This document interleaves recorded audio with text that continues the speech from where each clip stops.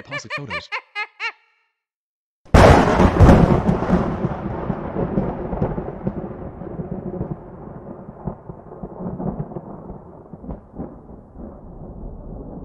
Tüm bu olaylar olurken elektrik kesintisi yaşanır. Tahmin edebileceğiniz üzere de üstüne kapı açılma sesi gelir. Normal değildir tüm bu olanlar. Aslında normaldir ancak şartlar normal değildir.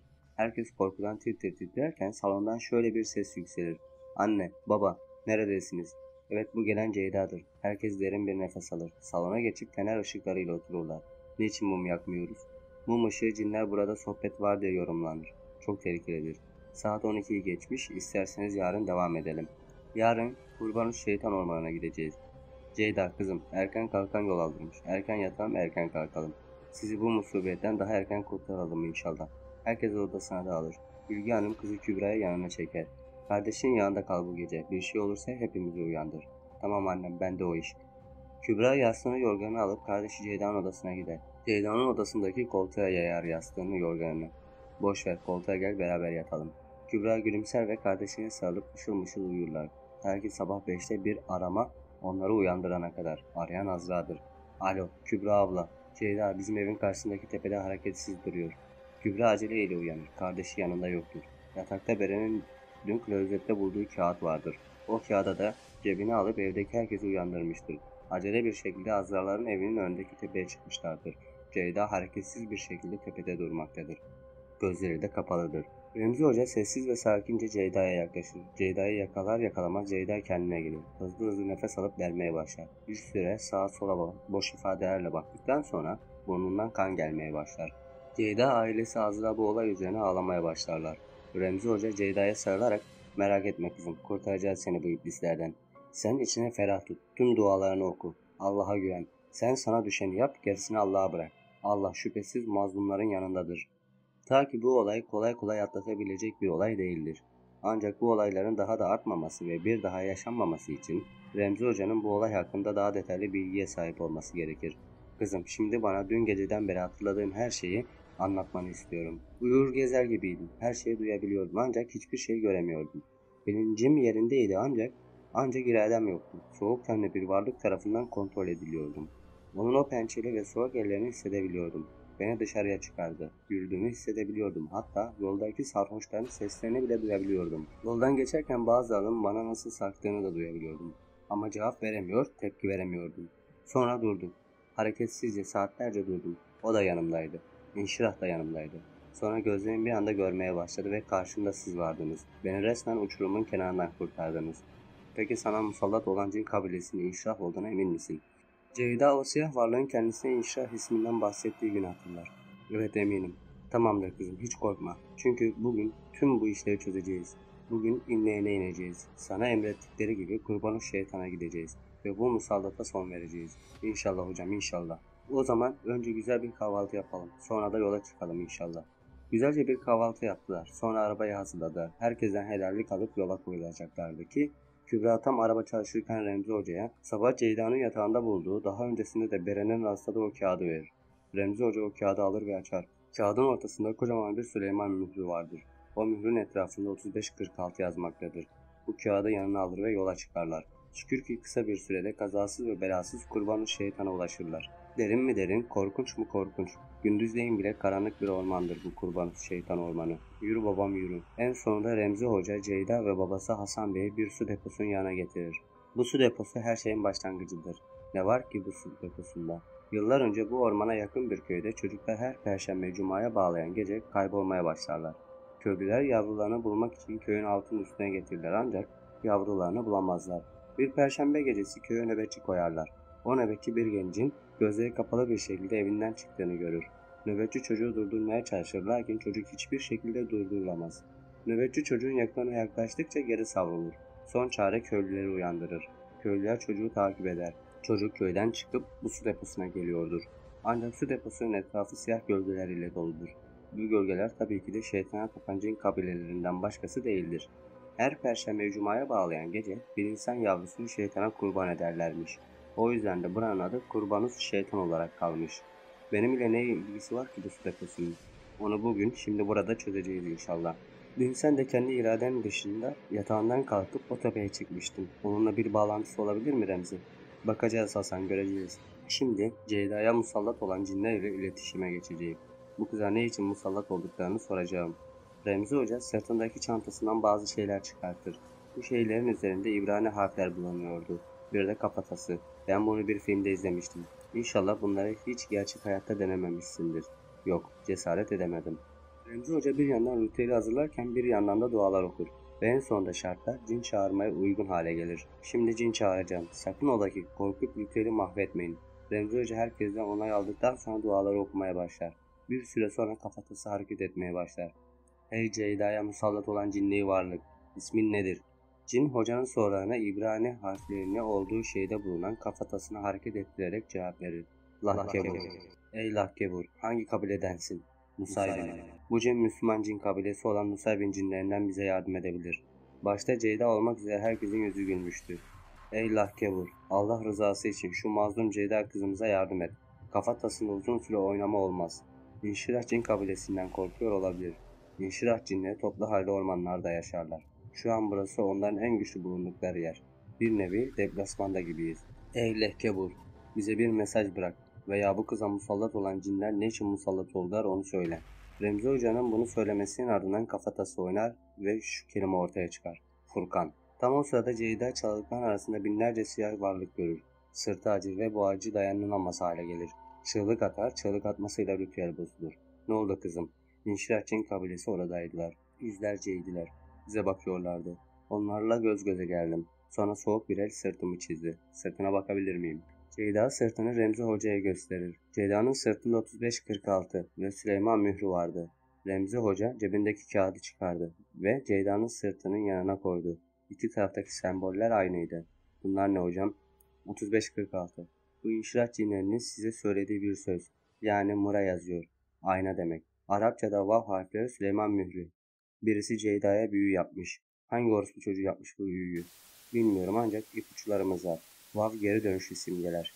Kendisine hala aşık olan bir eski sevgilisi yapmış olabilir. Kızım Ceyda'm kim yapmış olabilir? Furkan. Furkan diye bir tanıdığım var mı Ceyda?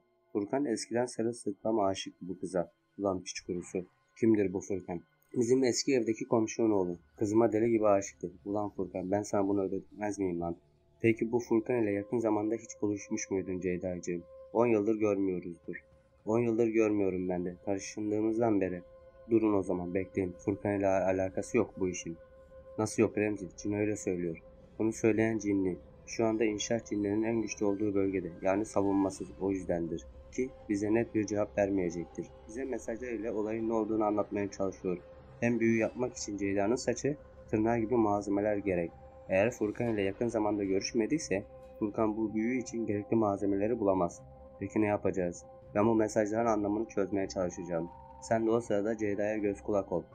Remzi Hoca sırt çantasından eski püskü bir kitap çıkartır ve bu mesajların anlamını çözmeye çalışır. 1-2 saat geçmiştir. Kitap en ince ayrıntısına kadar incelenmiş ancak bir sonuç çıkmamıştır. Remzi işine karışmak gibi olmasın ancak bir filmde Murra yani aynanın bir cinin insanı ele geçirdiği zaman verdiği mesaj olarak izlemiştim. Bu işlerine yardım edebilir mi?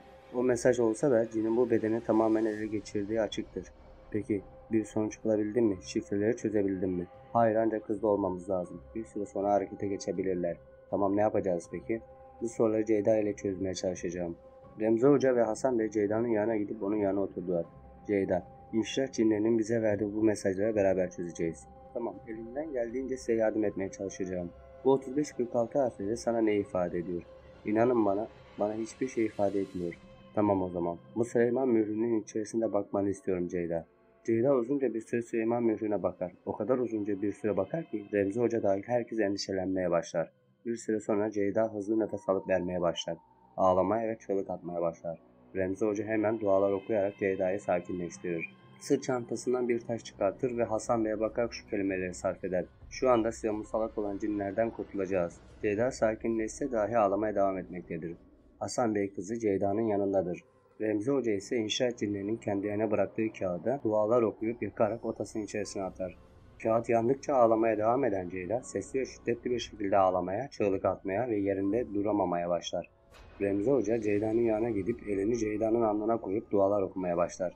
Ceyda'nın çığlıklarının şiddeti arttıkça Remzi Hoca'nın da dua okuma şiddeti aynı oranda artar. En sonunda Ceyda kusar. Remzi Hoca da dua okumayı keser. Ben bu yaktığımız kağıdı bu bölgeye gömeceğim. Ondan sonra toplanıp gideceğiz. Cinler, onlar artık gittiler. İşlerine çomak soktum. Büyülerini bozdum. Artık Ceyda kızımıza zarar veremezler.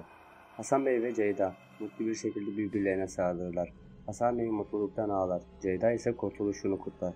Remzi Hoca yaktıkları kağıdı su deposunun yakınında bir yere gömer ve geri dönüp eşyalarını toplar. Sonrasında hep beraber arabaya doğru gidip Eskişehir'e yola çıkarlar. Eskişehir'e vardıklarında saat 9 olmuştur. Ay çok sevindim vallahi. Allah'ım şükürler olsun ya Rabbim. Ben buradaki görevimi bitirdim. Allah'ın izniyle şimdi de müsaadenizle Bursa'ya yola çıkacağım. Vallahi Remzi, akşam yemeğini yemeden hiçbir yere salmam. İyi madem. Hocam demin dikkat ettim de sırtımda bulunan tüm yara izleri gitmişler. Çok teşekkür ederim size. Allah sizden razı olsun. Şifayı veren yalnızca Allah'tır. Ben burada yalnızca bir aracıyım. Bir şey soracağım ama konuyla alakası yok. Bu Kurban-ı Şeytan denilen yerin kardeşimle bağlantısı nedir?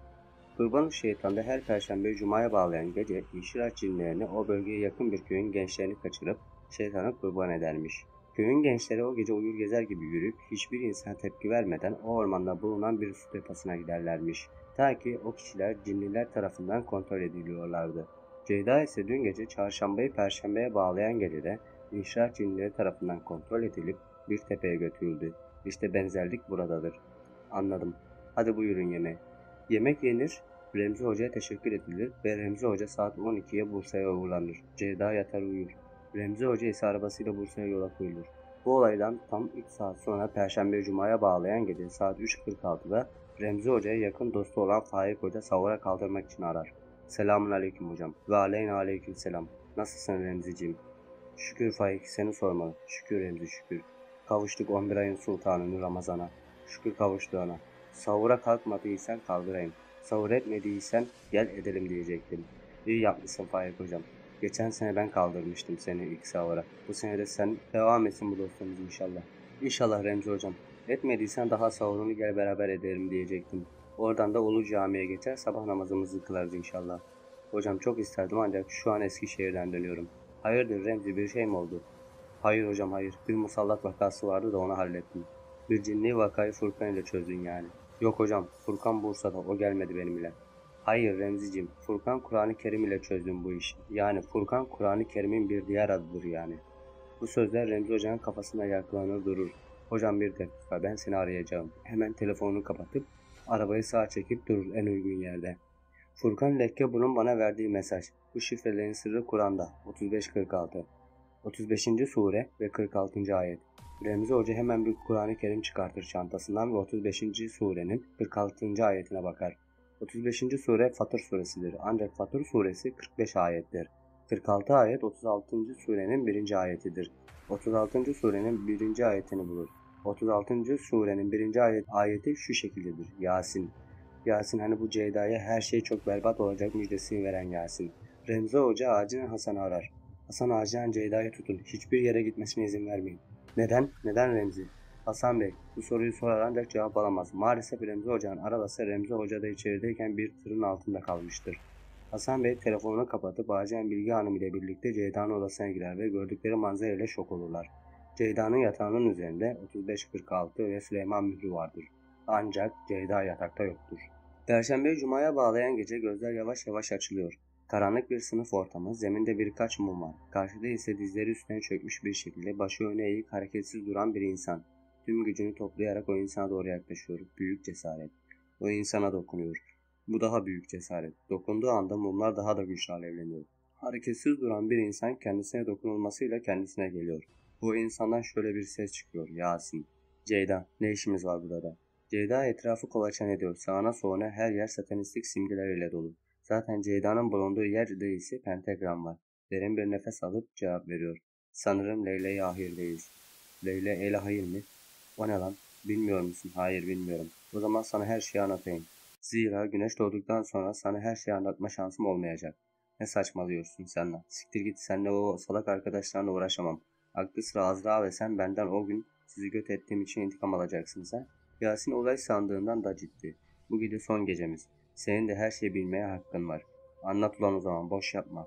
Ceyda olayı flashbackler ile anlatırken Flashbackler çizgi içerisinde ve kalın yazılacaktır. Ceyda. Biz seninle çok güzel bir ilişki içerisindeydik. Sonra ben Burak'la takıla takıla ondan hoşlandım. Ve seni onun uğruna terk ettim. Ancak insanlar elindekinin kıymetini onu kaybetmeden anlamıyormuş. Burak bana çok kötü davrandı. Ben de onunla olan ilişkimi kestim. Bana hep derdin, bir şeyin, her şeyin bir bedeli var diye. Ben Burak için seninle olan aşkımı feda ettim. Yanlış seçim yaptım, pişman oldum. Senin karşına çıkmaya cesaret edemedim ve bizimkilerle bir şeyler planladık. Evet kızlar, planı anlayan var mı?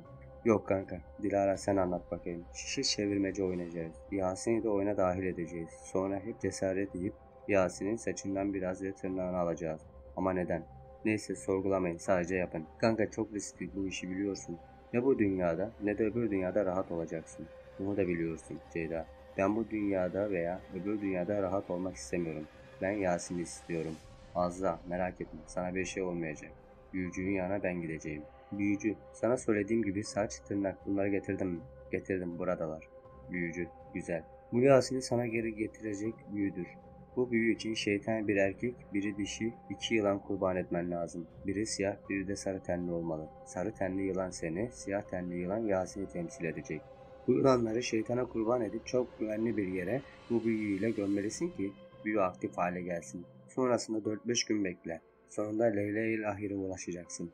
Bunları gömdüğün yer senin için kurbanı şeytan olacaktır. Ne yani? Bana büyü mü yaptın? Evet ama yaptığın büyü beni etkiledi. Seni değil. İnşirah cinleri bana musallat oldular.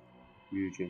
Ne oldu yine geldin? Büyü bana etki etti. Şu sırtıma bakın. Büyücü Ceyda'nın sırtına bakarak cinler seninle çok yakın irtibat kurmuşlar. Şifreler koymuşlar.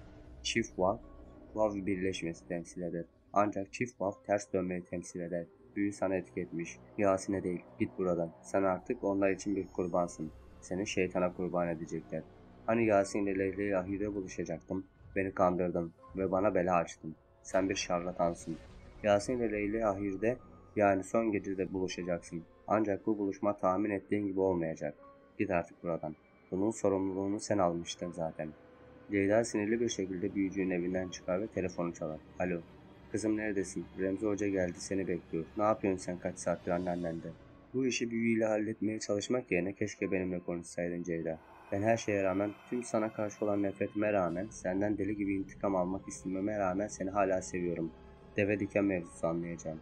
Uzun süren bir sessizliğin ardından. Yasin, bak ben buradayım. Hiç kimsenin seni şeytana kurban etmesine izin vermem. Gel polisi arayalım. Polis hiçbir şey yapamaz. Yasin telefonunu çıkartıp polisi arar ancak hat bir türlü düşmez. 4. denemeden sonra telefonunu yere fırlatır. Yasin, gel Ceyda, kaçalım bu sınıftan. Yasin gidip sınıf kapısını zorlar lakin kapı bir türlü açılmaz. Yasin kapıyı zorlarken koridordan bir ses gelir. Yasin korkarak geri gelir ve Ceyda'nın tam karşısına geçer. İnşirahlar geldi. Ceyda Yasin'in gözlerinin içerisine uzunca bakar. Ancak bu romantik anı engelleyen bir şey vardır. O da doğan güneş. Ceyda ağlayarak arkasını gösterir. Yasin arkasına bakar. Güneşin doğuşunu izlemek ilk defa bu kadar acıtır. Yasin Ceyda'ya bakar. İlk olarak zorladığı kapının açıldığını görür. Oraya gitmek ister ancak kıpırdayamaz. Sonra kaderine boyun eğerek ağlamaklı gözlerle Ceyda'ya bakar ve onunla ilgili güzel anlarını hatırlar. 7 ay ama deli dolu bir 7 ay. Gün gün gözünün önünden geçer Yasin'in. Sonra Yasin'in ağzından bu sözler duyulur. Her şey çok güzel olabilirdi be Sarıcığım. Ceyda ağlar. Kollarını açarak son kez Yasin'e sarılmak ister. Yasin de ağlayarak Ceyda'sına. Sarı civcivine sarılır. O sırada Ceyda elinde en başından beri tuttuğu bıçağı Yasin'e, browniesine saplar. Çünkü inşirah cinlerinden kurtulmak için bunu yapması gerekmektedir. Zaten bu hareketi de inşirah cinlerinin kontrolü altında yapar. Peki kişilere ne oldu? Ceyda cinayet sabahı okulun temizlik görevlisi tarafından bulundu. Polis ve ambulans çağrılmasının ardından sorgulandı. Akıl hastanesine gönderildi. Yasin bir pentagramın içerisinde 6 parçaya bölünmüş bir halde bulundu. Otopsi raporunun ardından aile mezarlığına defnedildi. Hasan Bey ve Bilge Hanım, Ceyda'nın yatakta bulunmamasının ardından en yakın emniyet müdürlüğüne ihbar için gitti. Olayın ardından sorgulandılar ve daha sonrasında kendilerini gören hiç olmadı. Remzi Hoca, Bursa Eskişehir karayolunda meydana gelen trafik kazasında yaşamını yitirdi. Otopsinin ardından Bursa Hamitler Kent Mezarlığı'na gömüldü.